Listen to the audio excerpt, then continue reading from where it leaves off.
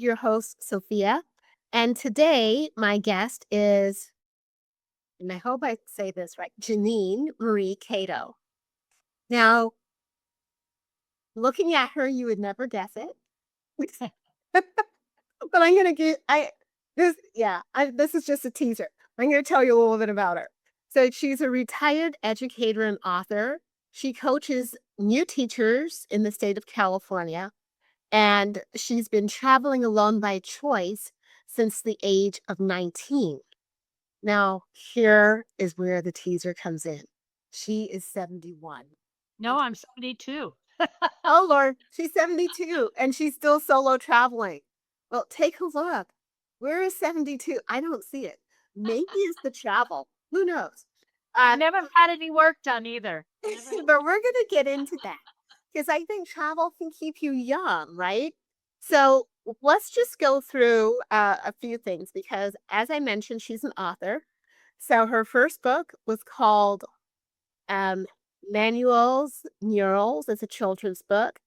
The second book is BJ's Promise: How My Dying Dog Found My True Love. I can't wait to talk about that. And her third book that's coming out soon is called Brown Soul, White Skin. Definitely got to talk about that. Yeah. And not to mention, she is also a podcast host of the podcast called Staging the Third Act. Wow. Got a lot going on, lady. Thank you so much for being here. Thanks for having me. This is great. I love getting to know you, by the way. Thank you. So, okay, we started out with a whole lot. So the first question that I have for you, and then we can just see where this conversation goes, Absolutely. is what made you decide to start traveling solo at the age of 19? And as you put it, by choice, and then continuing to do so today. Okay. Uh, when I was 19, a sophomore in college, my girlfriend and my boyfriend encouraged me to go travel because he was 3 years older than I. And he said, Janine, you have to go to Europe. You have to travel. You have to see the world if you're going to get a complete education. So my girlfriend and I decided to go via train and hitchhiking and all that we did in the 70s. This is 1973. And she decided to go to Israel early. She had a chance to go to the kibbutz in Israel and live. So halfway through our travels, she left to go to Israel, and I decided to stay on. And it was magical. It was a magical where I had to rely on myself to plan my journey. And I met fascinating people who I would have never otherwise met and who took me to places I wouldn't have gone, and just the freedom of not knowing where I was gonna be the next day or who I was gonna meet, but knowing that um, I had a I knew how to get to an airport. I knew how to get home if I had to get home. Right. I didn't feel vulnerable in the sense that, "Oh god, I don't know what I'm doing." And it was so addicting that when I got home from that trip, I was I was depressed, like, is I don't wanna be in Orange County, California the rest of my life. I've seen too much. So I finished college, 2 years later, finished college, and, a friend of mine, he was a foreign exchange student from Sweden in high school, a friend of his had come to visit who lived in Sweden also, and we met at a party, and we just hit it off, and he said, "What are you doing your summer you graduate?" And I said, "Well, I've saved up money, I wanna go back to Europe, but I wanna go alone." And he said, "Well, I can meet you there, and we can camp together and do stuff." And I said, "Great." Well, we met, and he turned out to be not who I thought he was. Um, he just was somebody who did not react well to a woman that was open and emotional, and the Swedes are very conservative in emotion. They're very liberal in their politics, but they're conservative in emotion, and he couldn't handle my openness, so we didn't get along well. So after 2 weeks of my 6-week trip, I just said, "You know what? You go on, I'll go on." Well, amazing, amazing experiences I had on my own. Things that taught me how to be resourceful, how to navigate, how to, again, met the most fascinating people of my life. And I thought, you know what? Traveling with other people just doesn't do it for me. It's like the expectations you have always never pan out. So I got home and realized, what am I going to do with my life? I mean, I just love traveling so much and I love traveling alone and meeting new people. Well, as life does, it gets real. And I had to go into my career, which was teaching, which I loved. Believe me, it was the best career of my life. So I got into my teaching and um then, life evolves and I met my first husband and that whole happened. But um, what changed my life and got me back into traveling alone is when this is so bizarre.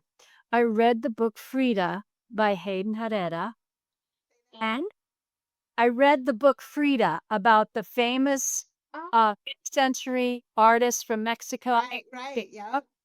And this was way into my teaching career in the early 2000s. And, by then I'd gone through a marriage and I was living on my own and I was, navigating my life. Had I traveled a lot during those years? I'm trying to think. No, I traveled mostly up and down, the coast with my dog and, um, then I met yeah, this is all I'm trying to think of my travels. I did do some in-country traveling alone in those years where I went alone to visit people and travel that way, but big travels. So when I read the book Frida by Hayden Herrera, I there was something about this artist that just spoke to me. And I thought, you know what? I grew up in a Mexican community. I learned French in high school and college. I grew up in a Mexican community and I'd always wanted to learn Spanish. So I had an opportunity to go from teaching a continuation high school to a bilingual school where I would be dealing with Mexican families and their children. And I read this book and I wanted to track Frida's life in Mexico. So I said, you know what? I'm going to learn Spanish. So I went to the junior colleges in my area and I took Spanish 1, 2, 3, and I decided to take a trip to Costa Rica because there was a month-long class in Spanish. So I went to Costa Rica and took this wonderful month-long school to learn Spanish. Again, I had incredible experiences there, but it wasn't Mexico. And I realized I was going to be teaching with Mexican families. So the next summer I went to Mexico, which opened up a whole new life for me. Um, and I followed Frida's footsteps of all the places she lived, all the places her art was, and I just realized there's something here deeper than I even ever imagined. And when I got to the school and I started teaching children whose families were from Mexico, I connected with the culture so deeply that I started writing grants for Mexican uh, it's like I did so much you can't even believe. I wrote to pair high school boys with my little elementary boys to do mentoringships. Um, and then I got college scholarships for the high school Latino boys. I did ballet folklorico extravaganzas at the school, brought in different types of Mexican dances. I learned ballet folklorico at our local in Sacramento at Los Raíces de mi Tierra dance studio. I decided and then I continued to go to Mexico, continued to go by myself. I didn't want my husband to go. I didn't want anybody to go because I had to experience the culture. I had to experience my trek. Right. I went on Ancestry and found out that my Spanish ancestors were from Mexico originally. My my dad's side, he's California Indian. His great grandma, his My great-grandmother was full Pachanga Indian, but her ancestors came from Mexico. I did a whole ancestral trek and realized that my beginnings were in Mexico, a lot of my family tree. So there was this whole cultural thing going on, pulling me back, pulling me back, pulling me back. So, I wrote a children's book about a boy from Mexico City, so that I could teach my students their history. and how important their history for Mexico is. And that was like a way to give back to the culture. And I have friends that say, "I wanna go with you. I said, "No, this is my trip. This is." You like plan your own trips. I said, "No, this is my I have to do this. It's something that's deep. It's an atavistic thing that is pulling me back to where my roots came from." So, I had so many fascinating experiences going to Mexico, all different parts of Mexico, that I wrote my new book is Brown Soul, White Skin. Half the book is true stories of my travels. The other half is fictional magical stories of how the Mexican culture is so magical, you can't even believe. And the people are so incredibly kind and so incredibly forgiving and kind, and they don't need anything material because they live off of the only thing that's important to the Mexican people is family, family and faith, 2 things, family, faith.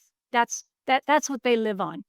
They don't, material things mean nothing as long as they have enough to celebrate, eat, dance, and be with their families and love God. That's it.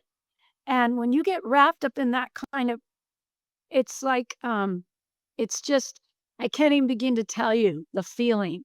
And I went to Mexico City by myself. Mexico City can be very dangerous, but you just wear cargo pants and you don't carry purses, wear jewelry. You walk with confidence, like, "You know what? Leave me alone. I'm not gonna," guys would come around and say, "You need a guide, you need a guide." They just wanted an old lady they could steal from. It's like, You're like, you picked the wrong one. I'm good. yeah, you picked the wrong woman to try to scam. No, it's not gonna work. But and learning Spanish really helped me get around and have a confidence where, "Oh, she's not like a regular American." Right.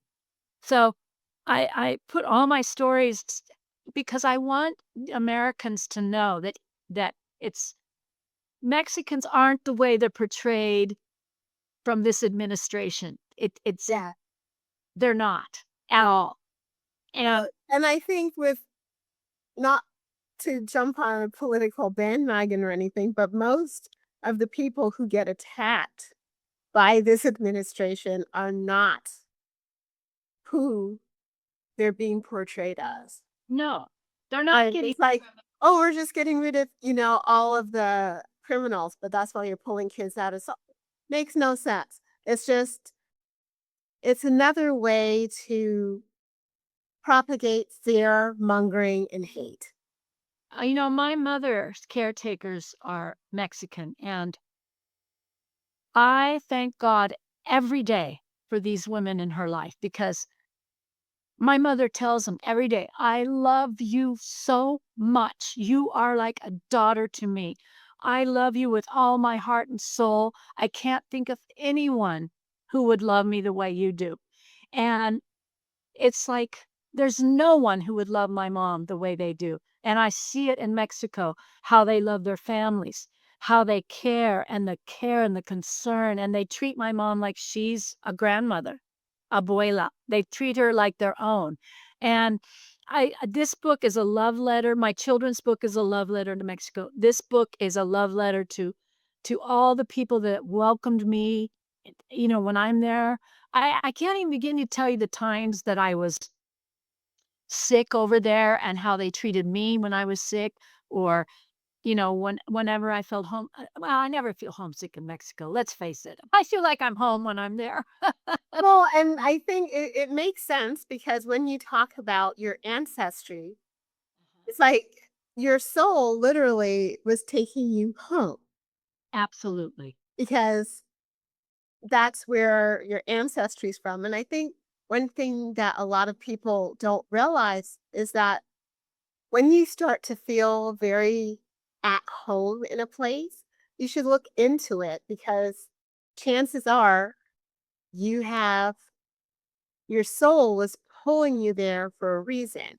Now, depending on what you believe, if you believe in, past lives, reincarnation, whatever, your soul always lives on, right? So if you believe in that, then no matter how many times you come back with the same soul, just a Well, different body in a different time. That's so weird you should bring that up because I didn't even think we were gonna mention it, but it's in my book coming out. When I was a little girl before school, it just sounds bizarre, but it's just what you talked about. I used to hear adult voices, not like in schizophrenia where you actually hear the voices in your head. Right. No, I had a sense of older people in my talking to me, like a sense of it was like an orange mist in my that it was almost like something from my past, and they were comforting. So it was something very comforting, and it was something very much from a past life, but I never talked about it. Never t but I felt it. It's like, when you're a little child and you have imaginary friends, that's what it was like. It was like I had these imaginary friends talking to me, and it was so comforting that I just figured all little kids had this. Well, when I started delving into Mexico, all those voices and the mist and everything came alive. And I realized very early on that it was my ancestors in Mexico that were talking to me, and I'm sure of it. And Wow. these stories that I wrote kind of come from that feeling I had when I was a little girl, and then I found that feeling in Mexico. And I in Mexico, I feel more at home and more like myself than I've ever felt in my whole life. And my grandfather spoke Spanish, my mom's dad, but he never spoke it because his wife wasn't Mexican or Spanish. His family was from Spain and they settled in New Mexico and raised him in New Mexico. But I looked in his past and the this there's a lot of ancient culture that went to Spain from Mexico in his past. So it's all there. And he didn't speak Spanish when my mom was growing up, but just when she said we went to the relatives, he spoke Spanish. So when I started speaking Spanish, it just felt so right. It just Mm. felt right. It just, yeah, this is who I am. Did it come naturally to you? Because I know you said you studied French. French and Spanish, they have the Latin roots, right? Yeah. Well, Because I studied French in school because I grew up in Canada and that was oh what yeah. we and then on several trips that I've taken, I've studied some basic Spanish so I could communicate, a little bit. I thank you, bye, bathroom, basics. you know, that it's because I had French in my head when I was learning Spanish, it was a little bit easier, although sometimes things would get all mixed up. So I would read it in English, hear it in Spanish, and say it in French.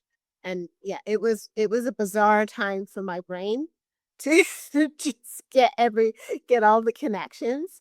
But Yeah. for you, because it's part of your soul, did it did it feel easy to sink into the language and just to Yeah. learn it? So much. Yes. And my last name, ironically, my maiden name is Escallier, which is French, because my dad is French. His grandfather was from France, Mm. and he married a California Pachanga Indian. So my dad's grandfather married a Pachanga Indian. So I have French in me as much as I do Spanish. But, that's why I learned French in school because my last name was Escalier. So I thought, "Oh, everybody around me speaks Spanish." I grew up in a Mexican American town. Everybody speaks Spanish. I wanna be different, right? So I liked French. I enjoyed learning it, but it wasn't until I found the roots that are growing within me as I was growing up, it wasn't until I found that I should have been taking Spanish all along. That's the language I should have been taking. Right.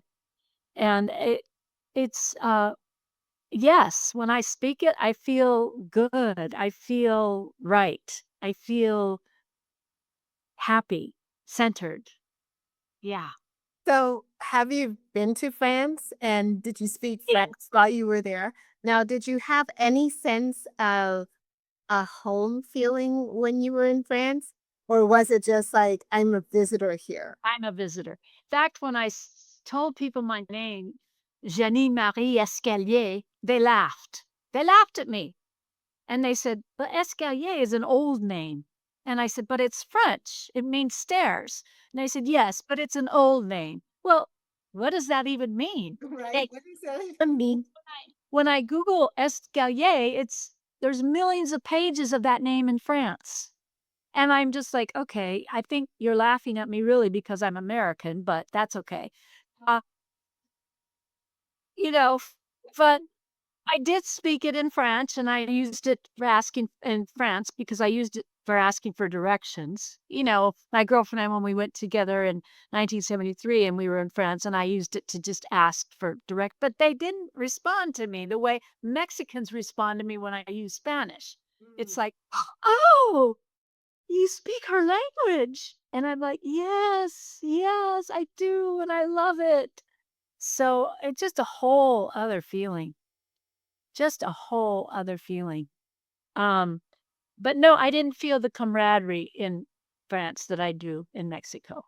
And Yeah. so have you been to other Spanish speaking countries where you're able to communicate, and then what's the feeling there? In Costa Rica, I spoke Spanish in Costa Rica, and Costa Rica, I didn't feel the culture. It was Costa Rica is a beautiful place, and it's more of an ecological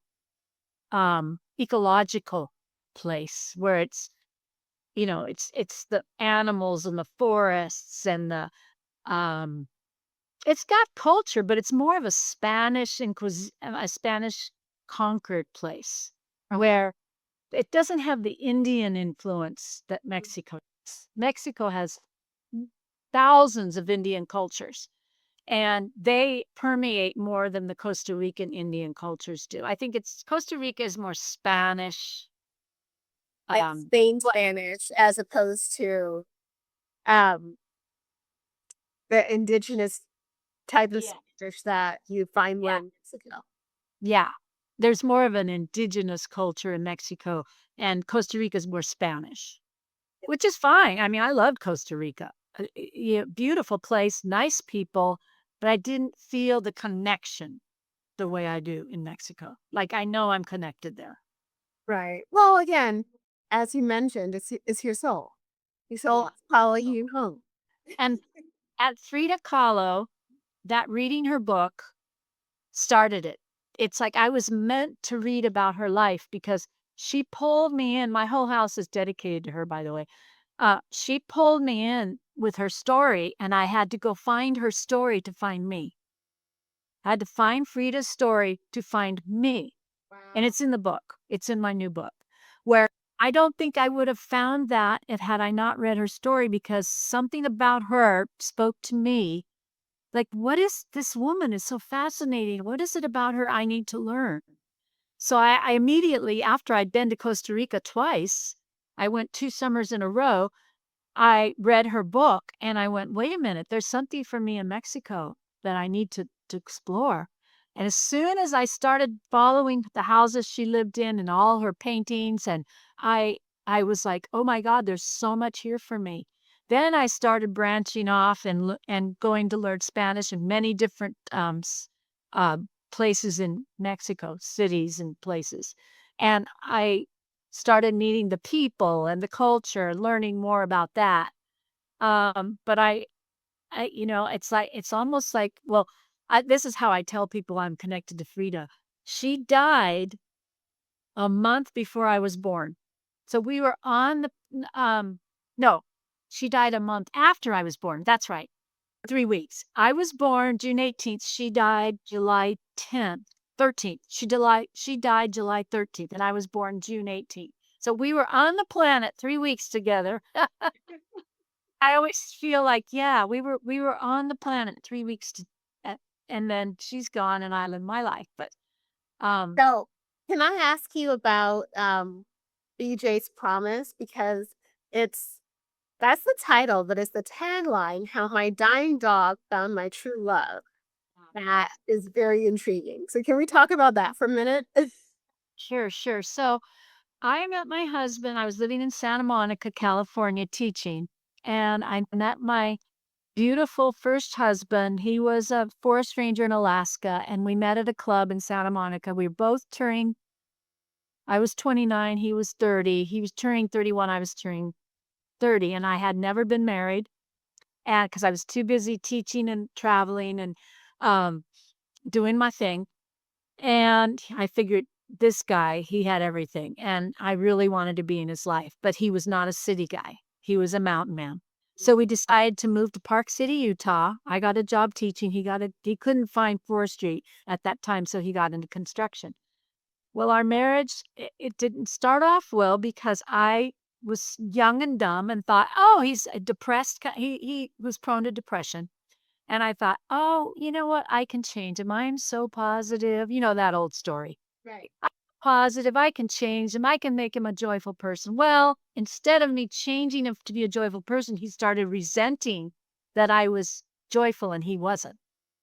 And so our marriage, it started off beautiful, but then the reality hit in, and so we got a puppy, a golden retriever puppy, and I thought, "Oh, this puppy will bring us some joy," which she did.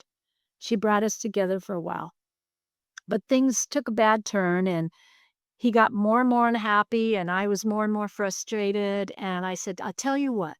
We were at Park City a year. I said, "Let's go to Northern California, and you can get work that you want, and I can teach anywhere." So we went to Northern California, where I am now, and we went to Nevada City, which is a foothills of the Sierra Mountains, and it's an artist town and, beautiful place.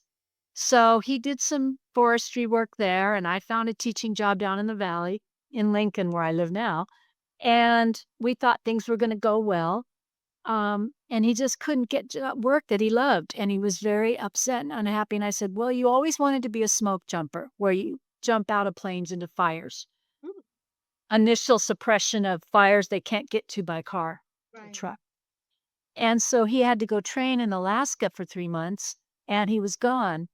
And so I had this beautiful dog that she was my everything. I was a runner, so she ran with me. She was with me everywhere. I took her to the class. I mean, she was an incredible golden retriever. Well, he was gone so much of the time that when he came back, I'd already established myself as a DJ in the town, and I was in community theater. I was acting. I had my own DJ show, a teen show that I did, and he kind of felt left out. Like, "Wow, you're living your life." I said, "Well, you're gone. You're gone, and I wait for you, and I'm so happy when you're here." But he just got angry and angrier with me, and it just fell apart. So he went on with his life, and I kept the dog, and I stayed up there, and it got to the point where the commute to my job was an hour each way, Mhm. and I started seeing a teacher that we divorced, and then I started seeing a teacher that I taught with, and he lived down in the valley, and his sister said, "We have a Victorian house for rent. How would you like to rent this house?" I said, "Yes." So I moved down to the valley near my job, had my beautiful dog, and, she started getting sick. By then, she was 10 years old, so this is times gone by. And w she couldn't run with me anymore, so there was this big knoll these, area where there was, green, grassy knolls everywhere, and there was all these kite flyers, dual line kite it was beautiful, kites everywhere in the sky, and I thought, "Okay, BJ, you can't run anymore, but let's go walk among the kite flowers." So I see this gorgeous Japanese American man, hair down to his back, pulled tight in a ponytail, dark, beautiful skin, uh, what do I wanna say? And chiseled features, gorgeous man. I went, "Oh, this guy's gotta be married, or have a girlfriend." I didn't think anything of it. So, we would drive by, BJ and I, we'd see him out there all the time, and I said, "Oh god, that guy's so good looking," but anyway, he's taken. So I said, "BJ, we gotta go there and meet this guy." So once they and she was in the meantime, she wasn't eating well. I took her to the vets. We tried to see what was going on, and things weren't going right with her till I finally found out she had kidney failure. So I took her to the grassy knolls one Sunday, and he wasn't there, and I went, "Oh." All of a sudden, we walked across the boulevard to the other grassy knoll, and I didn't s way, way down, there was a group of cars and a few kite flyers, and all of a sudden, this guy starts walking towards us. He was a speck, and he started getting bigger and bigger and bigger, and it was this Japanese man. There was no one around us, no one, and I said, "I think he's coming towards us, DJ." And he came over, and he just looked at us, and he said, "What a beautiful dog." And I just said and I start crying. I said, "I know, but I don't what's wrong with her, and I think she's dying." And we sat for 5 hours on that spot and talked about her and his love of dogs, and we've never been apart 32 years later, never been apart. Wow. And when she and the whole book is about our meeting and what she did for me through the divorce. And in the meantime, before I met Glenn, my husband, my father died. I had to go through a horrible divorce with Bob, the first husband, and, um, just a lot. I changed jobs, I went through a divorce, my dad died, that dog was with me through everything until she introduced me to the husband, Glenn. And so the book's all about how she got me through a lot and then how she picked him out because the minute she met him, she went over when he walked up and sat down, she went over and just put herself in his lap. Aw. Like, this is the one, mom. This is the guy that's gonna be there for you when I'm gone." And so when she passed that summer, we took her camping. I mean, we took her camping every single day. She loved Glenn. She just loved him. He was the one that held her when we had to put her down because I couldn't do it. I couldn't. So he was the one. And we've had dogs together ever since. Anyway, so that was the homage to her. Wow, that is so amazing. And sometimes I think because I get along I get along with most animals, especially dogs, but most animals way better than some people. And Oh, yeah. small children, you know? And I think it's because they pick up on your energy. They don't worry about all the trappings of Yeah, adulthood or humanhood. They just pick up on who you are absolutely. and they roll with that. Her You know, instinct. if we Her could just learn how to do that as people, well, we probably all get along a lot better. well, But it's just so the fact that she met him and she climbed into his lap, that just says to me, that just says a lot. Because if she's not well and she's comfortable enough with a stranger to do that, you know that stranger's got good energy, yes. or just a good soul in Oh, general. yes. I mean, she knew. She's like, he's something, mom. You gotta not let this guy go. He's the one." And I mean, right away, she just felt this comfort and trust and loyalty, and he's the most incredible human being I've ever met. He's integrity oozes out of him. Like, he puts everybody before himself, and no matter where we go, if somebody's in trouble, he's on it. It's like, he's the guy. He's the guy. And, yeah, I mean, yeah. So, she knew that. She knew that. Well, that's nice. She's like, okay, I know I gotta go. Let me leave you something. Yeah. Absolutely. Absolutely. And then let's talk a little bit about your podcast and who your audience is because No. our audience is very similar. So let's talk about that and why you decided to start it. Well, I think you're like I am. I can feel it. We are people that when the universe gives us signs, we don't ignore them. We take those signs and we develop them into something meaningful. It's like my signs for Mexico, my signs from Glenn, from my dog. Things that come into our lives that we know are something, we go with it. I started the podcast in 2021 because I had lost two of the dearest friends in my life, not from COVID. And it was so shocking that I went into a severe depression, like I could and I'm not a depressed person at all, but I went into a depression I couldn't control and I couldn't deal with. So I was in therapy and, the therapist said, You're a really creative person. And is there any way you can take this grief and do something with it creatively?" And I knew what she was saying. I didn't have to say, "What do you mean?" I just went, "Oh."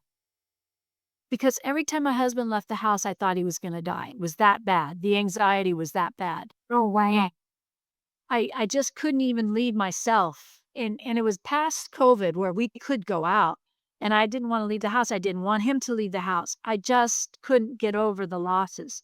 So, I thought about it and I went, "You know what? There's a lot of people that have no children to so when a loved one dies or they're alone, they don't have people to take care of them, but yet they have a lot to give." And I thought, "I'm gonna start a podcast because I was in a writing group Mhm. where one of the guys in my writing group, he said, I run a community television, public community television station." He's the manager, and he said, "I'm looking for show titles or show ideas." And I told him, I said, "I have one. I'd like to do one where I talk to boomers who've never had children, and they're living their passions and moving it into the universe because they don't have children to take up their time or leave their legacies." And he goes, "That's a great idea." And I said, "Yeah, I wanna produce that." So I just started finding people that have stories to tell, and that helped me get out of my depression because I found so many wonderful people who had gone through such loss like I did. They lost husbands and children, and not just friends, but husbands and children. And they're doing it. They're living their passions. And I interviewed them, and it's like, "Oh my God, Jeaninne, you're not alone. You're not alone. You'll never be alone." These people don't have children and they're living, they found their tribes and they're doing their talents. And so I just took off with that, and, it just helped me so much. And I'm fine and I've met the most fascinating people doing That's it. so cool. I know. Just Because incredible. I think the way society is, that as women, you're programmed to have kids. Like Yes. growing up, and get dolls, get trucks. And if you're a truck kid, you get dolls. And don't Yes. get me wrong, I love my dolls. Oh, me too. I love my stuffies. But that was part of the programming and the conditioning to have kids. Right. So then what happens when you're the odd man out and you didn't have kids? All your friends had kids. You didn't have kids. Yes. And then society starts to look at you like, well, what was wrong with you? Why did you have kids? And then as you get older and the baby train has left the station, Right. then, I mean, as women age anyway, society has a tendency to make them invisible. So, it's like you have no worth anymore because you're getting older. And then once that baby train has left the station, it's like a lot of people want to put your worth on your ability to reproduce. So if you Absolutely. can't do that any longer, then again, it takes away your worth. So I think for a lot of women, they have to really go internal and remember who they are Oh, and absolutely. remember what their worth is, because there's so many ways to nurture this world and to nurture in this world that doesn't require you to birth a child. Absolutely. That's why my teaching was so important. 36 years of loving children really helped me because I couldn't have children on my own. And then my girlfriends are 20 years younger. I have several girlfriends that are 20 years younger than I. And um, a couple of them have children, and I become like an aunt to them, and I've watched them grow up. And then we had foster children that we've help them grow up, and then we're able to see them now with their own children, and like you said, we have so much to give, we have to find the places to give it, Yeah. and realize our worth along the way, and, but these guests of women that are baby I'm a baby boomer, and to realize that they're in their 70s, 60s, 70s, and they're finding, like I say, their tribes where they're helping children or they're helping teens or they're helping their friends' kids and they're important. And I think when here's the key for me. When you can find a place where you're helping people, that's where you find your gift and that's where you find your purpose. It's got to be helping others. That's the purpose. I think, when I don't have all this other stuff I'm doing, I want to get a license to, I want to be a deaf counselor. Or I want to be able to, I want to be I think what they call them is a deaf, like, Yeah. wow. That's what I wanna be. I wanna be with people who have nobody around them when they're dying, because that's my biggest fear. If my husband goes before me, my biggest fear is I don't wanna die alone. I don't care. I'm not afraid to die. I'm afraid of Right. dying alone, You don't want to die alone. There you go. and I would like to be that for somebody. I And would I like think a lot of women who don't have kids and, call them childless or child free because sometimes it's by choice, sometimes it's not. Um, but when it comes to the legacy and the planning for later, because a lot of people think, oh, I have kids and they're going to take care of me. And I know. countless people end up in retirement homes and never see their kids. It's true. So anybody who's thinking, "Let me produce a bunch of children because they'll take care of me," there's no guarantee. They might not even like you. You don't know what agreements they made before they got here. So, having kids is not a guarantee of getting taken care of, but never having kids, it makes you have to think about what are my later years gonna look like? Exactly. That's kind of, I'm there. I mean, I'm 72. I'm looking down the mountain, not up the mountain. I'm looking down the mountain. Okay, what's that gonna be like? And, and so I have wonderful friends but I do not expect anybody to be there for me. I don't have those expectations, but I'd like to know that there's a caregiver that would be holding my hand or a wonderful hospice nurse or something like that. You know what I mean? Somebody that does it because they love it. And and I would like to be a part of that, you know, and just I know think that that's a lovely thing to do is shepherding somebody into their next their life. next life. Yeah.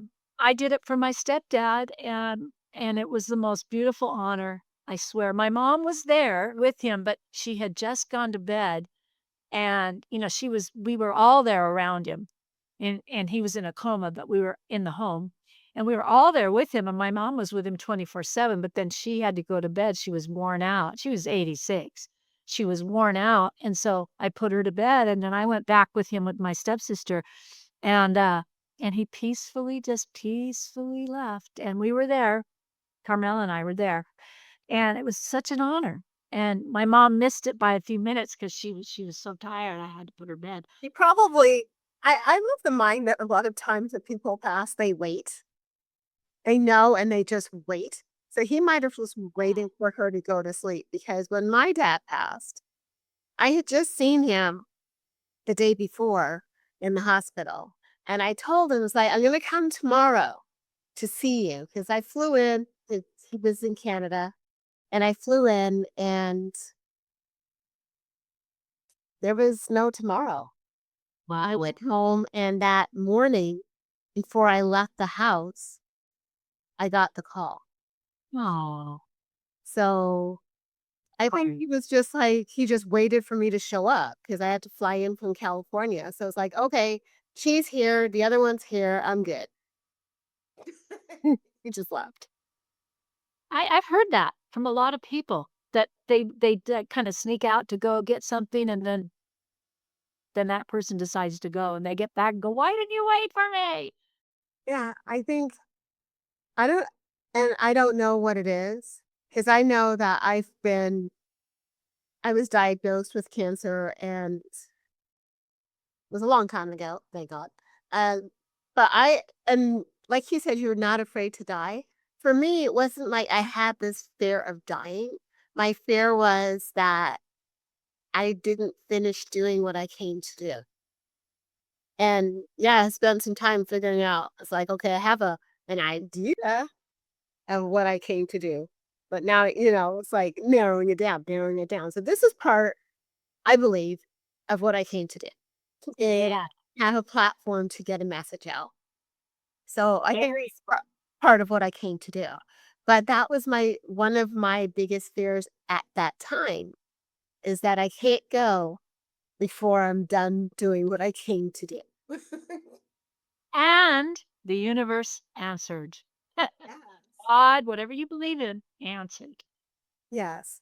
So, you know, when you have that chance though, you have that second chance, it's one of those things that you start what it's like, am I doing it? Am I doing the thing?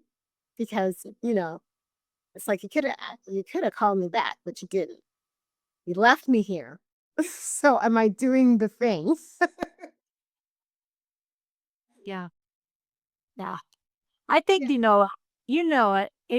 I mean, I'm a firm believer in my instincts, and I know when something's good, and I know when I'm on the right track, and yeah, So yeah. it has been such an incredible pleasure talking to you. You've done a lot of stuff and I know that it just inspires me that you're still willing to just jump on a plane and be like, "Peace out. I'll see you when I get back." Well, you know what? I've gotta tell you, everybody asks me, "Why aren't you going to Mexico this summer?"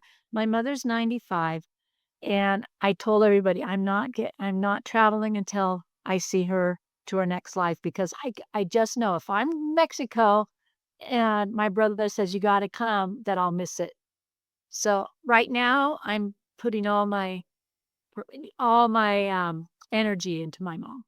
Well, and I completely understand that. I Yeah, completely understand that because I'm blessed and I still have my mom. me too. We talk all the time, and she wasn't pleased with me when I moved, but now I'm recognizing it's like I think I'm going to see her more often now that I've moved than when I was actually in California. Because I mean, it's a 6-hour drive to go see her, and I wasn't doing it. But I Yeah. think it's one of those things that you take for granted when you're in a place. It's like all the cool things in a state or in a place, you never see them because you're like, "Yeah, I live here. I'll see it at some." I know, it's And that true. you don't. So I So think it's kind of the same things. it's so true. Yeah, I see my mom more. I mean, she lives in Southern, I live in Northern, but it's a 8-hour drive, or I fly, an hour flight, so I see her a lot. Yeah, but I get that. Totally get it. So it has been such a pleasure chatting with you. So if somebody wants to listen or watch your podcast, where is that? Um, Are you on YouTube, yeah. Spotify, Apple? Yeah, I guess YouTube, but it would be I don't even know my address on YouTube because I just have my show staging the 3rd act, but I don't know my address. I Well, don't that's have fine. no You can always we can search it. And all we have to do is go into the search bar and we can search your podcast name. And then your 2 books, are they on on Amazon. Amazon? And then your 3rd book is probably coming out in later fall? Yeah, probably, later summer. I'd say August, late August, early September. Okay, cool. So, I know I found you on Facebook. Right. So, what is your Facebook? Okay, my Facebook is Jeaninne Marie Kato or Jeaninne Escallier Kato's books. Okay, Yeah. perfect. 'Cause my writing name is Jeaninne Escallier Kato, and I don't know if the viewers can see my name tag there. Um, do you Yeah, I see think that they should be able to. But we can find you on Facebook, and I'm sure you'll probably link to your other stuff. And as usual, guys, I'm gonna Go Google. If you Google me, I mean, if you Google Jeaninne Escallier Kato, and you can find all my places to find me. perfect. Yes. And guys, as usual, I'm gonna ask you to follow me. So please go to the show notes and you can find both of my um channels for Instagram and my Facebook. So easiest one, Facebook is Sophia E. You can follow me there. And until the next time, Jeaninne, it has been such a pleasure. Oh, I've loved every minute of I've loved every minute of it and getting to know you, so we gotta keep in touch. Definitely. Okay, thank you so much, Sophia. You're welcome. Bye. Bye-bye.